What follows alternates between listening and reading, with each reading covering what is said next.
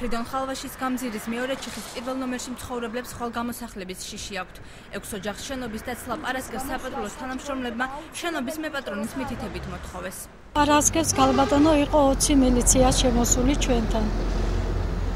პატარა ბავშვები დაძინებული, ჩვენ დავიწყეთ კივილი, ყვირილი, შევშინდით ძალიან და ბავშვებიც ძალიან შეგვიშინდა. 20 მილიცია მოვიდა და მოგცა ბოლო გაფრთხილება, ორშაბათს იქნება ბოლო დღე. და უნდა გასახდეთ თქვენი ნებით აქედან. და ჩვენ გადაწყვეტილი გვაქვს. ჩვენი ნებით არ დავთხოვთ, არ ასწოდეს ამ ბინებს.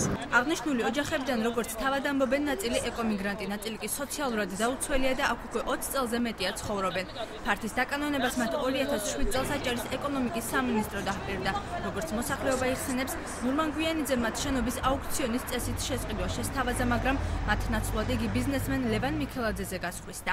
მოვიდა მურმან დიასამიძე და მურმან გვიანიძე ბოდიში და თქვით რომ პირდაპირ შესყიდით დაგვიკანონეთ აი შენობა არ შეიძლება გვითხრა თავისთავად ჩვენი ხარჯებით გაკეთდა აღწერები აღრიცხვები აზომვები ყველაფერი გაგვაკეთებიეს აი საბუთები ყველაფერი პირდაპირ შესყიდით არ შეიძლება მაგრამ როგორც ასეთი ცხოვრობთ თქვენ თვითონ და ფორმალურად გავაკეთოთ აუქციონი გაიტანეს აი აუქციონი ჩვენი წარმომადგენელი არ იყო იქანე და გაასხვისეს სხვაზე. მოსახლეობა ამბობს, რომ შენობის რეკონსტრუქციისთვის საკმაოდ თანხა დახარჯეს.